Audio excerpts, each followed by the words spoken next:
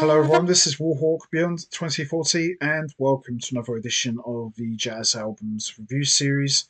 And today I'm going to be taking a look at an album that came out in 2006 from a one and done band.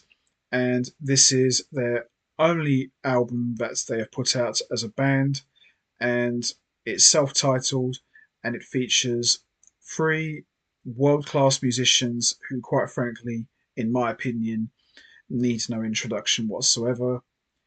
I am talking about, of course, the one and only bassist Gary Willis, drummer Kirk Covington, and saxophonist Llibert Fortuny. And this is their self-titled album, Slaughterhouse 3. So, Slaughterhouse 3 is a power trio, and not in the traditional sense, and it features the classic tribal tech rhythm section of bassist Gary Willis and drummer Kirk Covington, and saxophonist Llibert Fortuny, who plays the saxophone, but not in the traditional sense that a horn player would. He brings a lot of looping, digital effects, and pedals to create a highly amplified sound, and he also uses a number of different electronics as well. When Llibert Fortuny plays the saxophone, at times it takes on the role of a guitarist or sometimes a keyboard player, as he creates a lot of huge soundscapes with his horn. When he blows, he really blows, but he also creates a lot of textural colouring for the music. And you wouldn't think that a young musician like Llibert Fortuny could hang with a powerhouse rhythm section quite like Tribal Tech members Gary Willis and Kirk Covington. But to his credit, Llibert Fortuny not only holds his own with these two heavyweights, but he absolutely thrives with them. He matches up very well musically. And as I said earlier, this is not what you would call your traditional power trio. This is a sax trio, but not like some of the sax trios you've heard in the past from musicians like Kenny Garrett or John Coltrane or Chris Potter or Mark Turner. This is not what you would call a laid back album. It's hard hitting, it's funky, it's a bit rocky in some parts. It packs a punch. It's dirty. It's got a very fuzzy sort of sound to it. And for the most part, it leans very heavy towards avant garde. It's very highly experimental. There's lots of improvisation. There's all sorts of crazy stuff going on here. But musically, it's very enjoyable if you've got the right mind for it. But the playing and the musicianship from these three outstanding players is second to none. The music, as I said earlier, is very experimental. Think of Miles Davis when he was going electric back in the late 60s, but as a trio. It's kind of like that in some ways. Like In a Silent Way or Bitches Brew, that sort of style of music, but very highly impressive. And as I said, when you've got Gary Willis and Kirk Covington in your band, you know it's going to be good.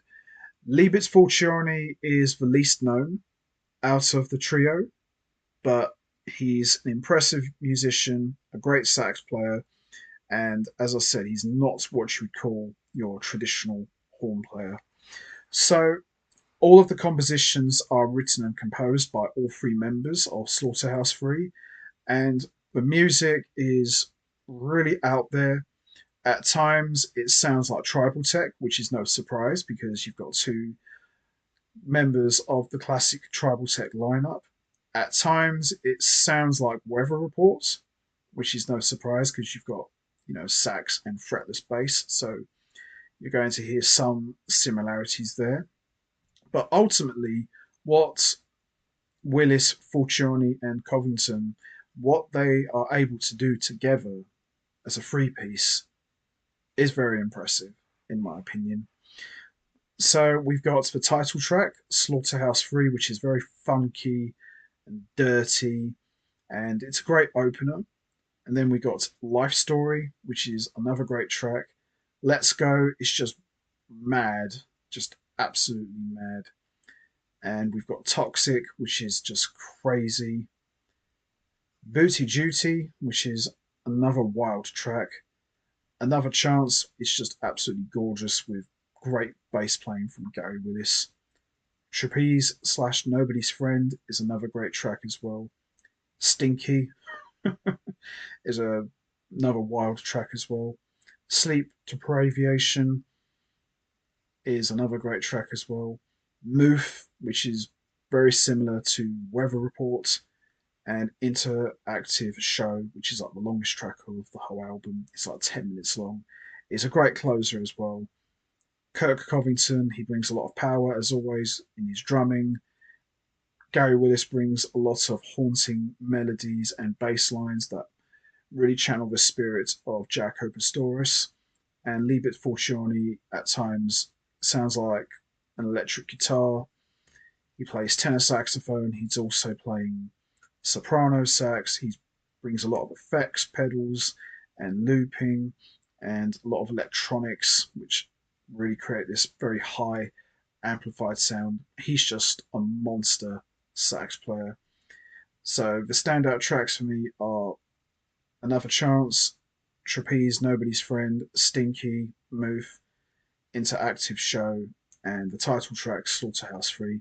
But by and large, it's an excellent album, and sadly, this is the only album that Slaughterhouse 3 puts out, but it's fantastic, and the playing, as you'd expect from three world class musicians, is just tremendous. So there you have it. Slaughterhouse 3 by Gary Willis, Kirk Covington, and Llibert Fortuny. Very impressive, and if you can find this album, highly recommended if you're a fan of Tribal Tech or Weather Report. Love it. Excellent stuff. So that's going to be it from me. I'm going to wrap this up now. What's your favourite track from Slaughterhouse 3? Is it the title track, Life Story, Let's Go, Toxic, Booty Duty, Another Chance, Trapeze slash Nobody's Friend, Stinky, Sleep Deprivation, Moof, or Interactive Show? Or did you enjoy the entire album? There's no right or wrong answer. We all have our favourite tracks. You know what to do, guys. Hit the like button, hit the subscribe button, leave your thoughts and comments down below, and I will see all of you next time for another edition of the Jazz Albums Review Series. So until then, take care, everybody, and stay safe. And once again, as always, much appreciated. Thanks for listening.